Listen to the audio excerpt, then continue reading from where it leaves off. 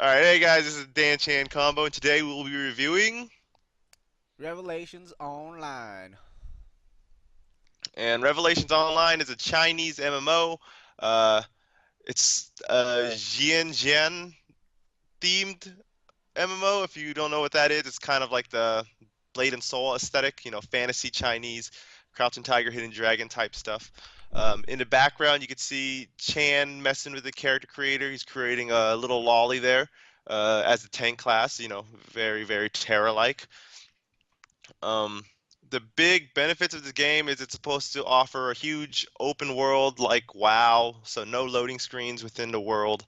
Uh, Action hybrid combat, so not really Blade and Soul Terra, not really Black Desert Online or um, Vindictus, but more of like a hybrid of it. So you can there's a there's still tab targeting. It's very soft targeting, but it does offer multiple ways to play. And You if you do like character creator, it gives you a lot of options, which I myself like because yeah, if you're an otaku fan, you can definitely make your waifu here.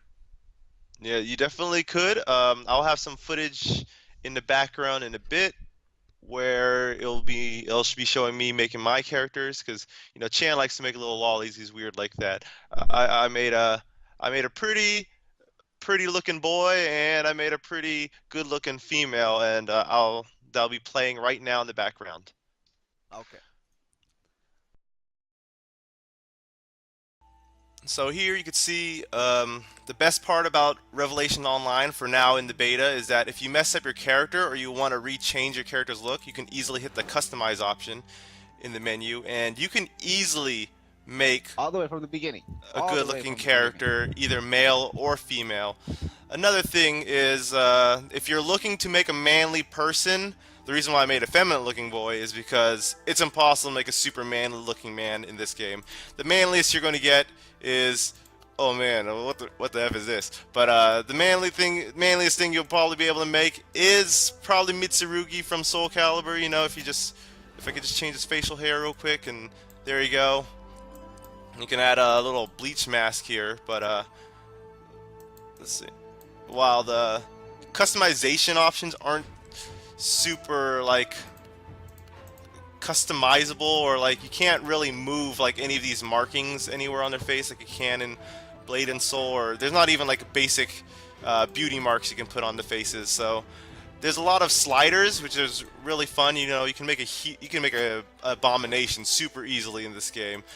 Like, you can go super short calves that are super thick, and then super thin legs that are super long. You can make your waist super short, and skinny. You can have no ass. You can, you know, have super big hips with tiny feet. It's really easy to make your character like super crazy looking if that's what you're looking for. But if you're looking for like precision building, you're not going to get it here. So female characters, of course, you can make pretty good looking female characters, of course. And like I said, you can make them really weird looking or an abomination, so there's that. But when it comes to female characters, let's go ahead and pop open a new selection screen here. Um, let's go with the Sword Mage, which is a pretty interesting class. So you're going to get pretty lewd outfits. I don't think there's very many female outfits that actually cover your butt. So if you look at like all the test apparel, it's most of the armors are very lewd. So I mean, I know that's not an issue for everyone, just some people. It's my favorite. Yeah, it's Chan's favorite. Chan loves lewd. Okay, I think the funniest one is actually the gunner though, because for the gunner, it's kind of funny because just like all the other classes, none of the ladies are wearing pants except for the gunner. But the gunner has a little side to it.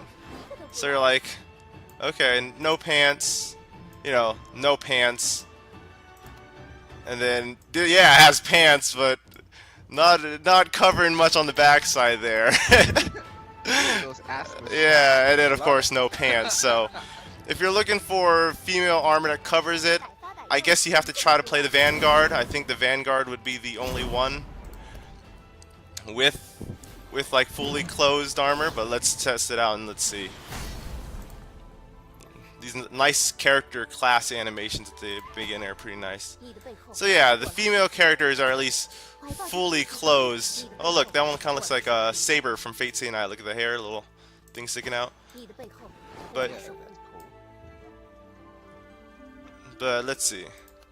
So yeah, it seems like if you want to play a fully clothed, armored character and be female, you're gonna have to go with the Vanguard. They look like they were in the most stuff, and still look pretty nice. Oh, look at this one. Well, this one's not, doesn't have pants, so you know I guess there's still some aesthetically pleasing. I mean, fan service based games are kind of the big thing. I mean, it's kind of based on Blade and Soul, and Blade and Soul is also very fan servicey. And that's about all I have to say about the character creation.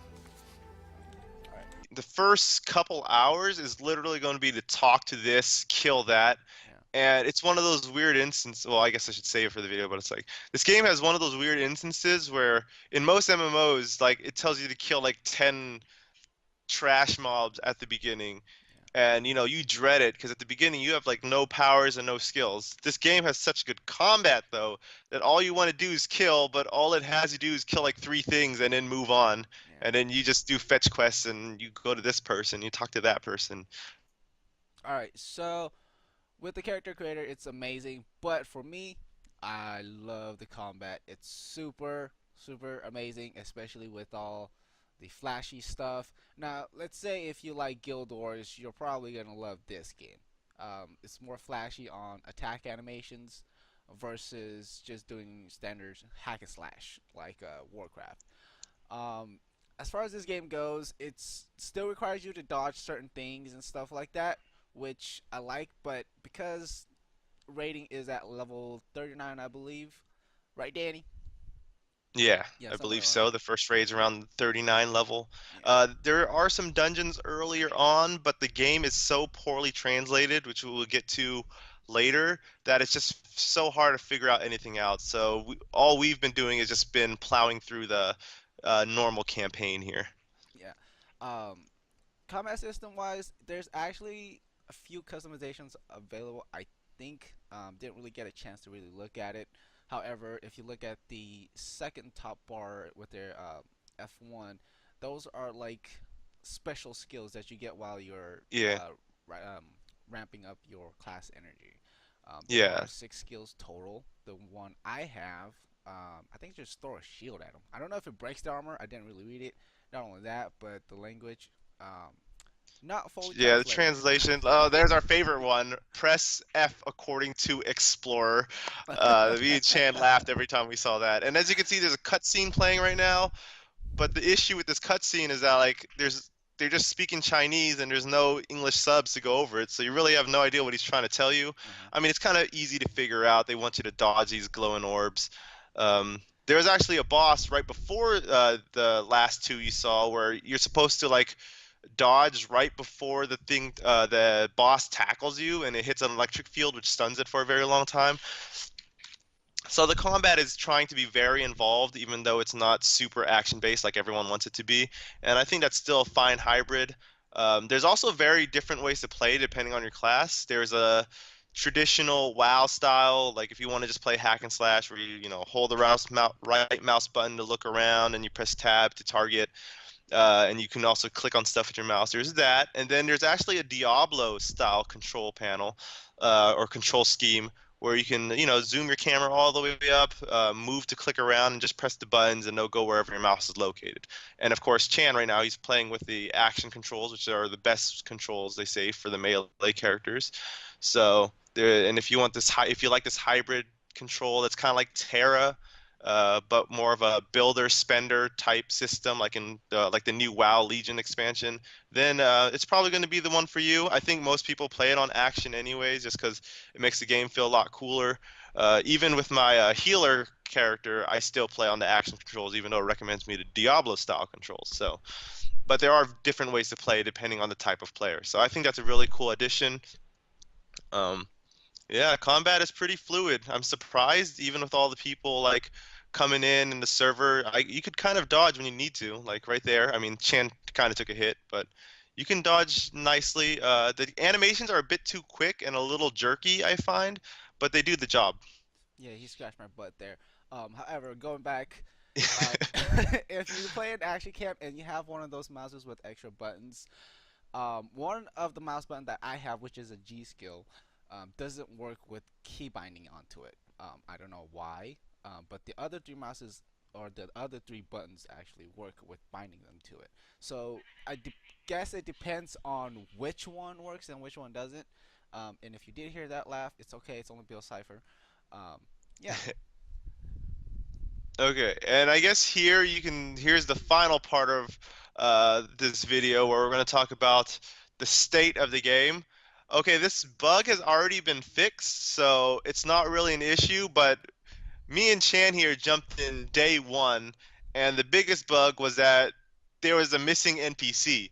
Like you couldn't continue the story past this point because, like I said, no one knew how to find or can figure out how to do the other side quests and stuff like that without it being explained.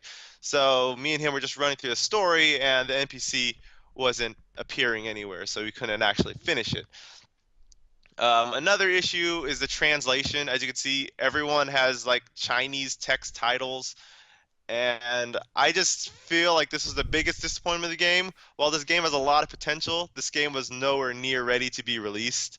Um, just looking at it, like all the translation errors, there's some video cutscenes where legit the text, like the voice is in Chinese, but all the text is in Russian. So this game definitely wasn't ready to be released. I just believe that the company felt pressure to release this game sooner than later because of the founder sales, and I just think they couldn't meet the deadline. Yeah, I probably think it was probably due to that. And again, even if they are pressed for deadline, in my opinion, they should have at least made sure that the tutorial was covered as far as being subbed into English. The voice acting is fine if you don't mind, you know, foreign Chinese. languages. Yeah, if you watch anime and you watch it in the original Japanese, you wouldn't mind it too much in Chinese I don't know, because because Chinese is a completely different language and it doesn't flow nicely like Japanese anime voices do. Because remember, Japanese anime doesn't actually use real Japanese. They use like a hybrid version of it, a cutesy version.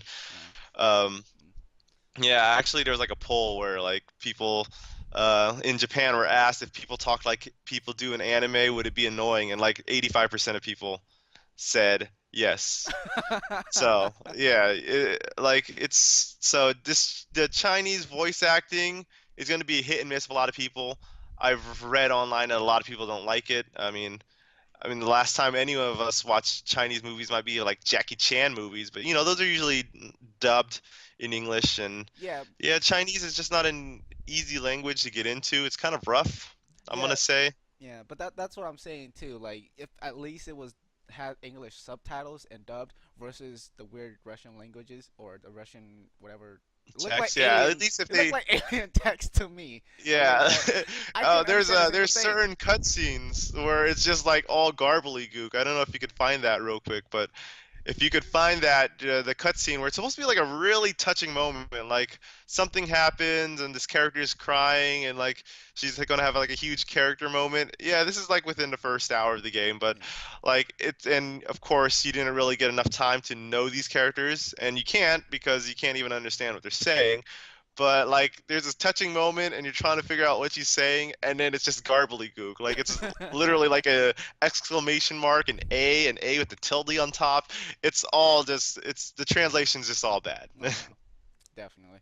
Also, now, if you have a friend who plays this, which I really recommend if you do, you can carry them around like your, how do you call your little sister? Forgot about Princess it. Bride? Yeah, I Princess think it's Bride. a princess. Gotcha. Yeah, it's a princess carry Okay. or the bride carrier or whatever. Yeah. Yeah. Now, if you're into ancestry, like Danny over here carrying me around, he was kissing me all the way downtown. Yeah. Hey, if it gives me the option, I gotta try it, man. But in the end, the game has a lot of like expressions and stuff and emotes you can use with different people, and I think the idle animations are actually really good. Um, Another thing is the movement. The movement's a huge issue in my opinion because it's like Blade and Soul, and it's a lot faster than Blade and Soul, but it's not as fluid, I find. Like, I'll be jerking around left and right with the camera and stuff, or like when I dodge, it's more like a blink more than a dodge.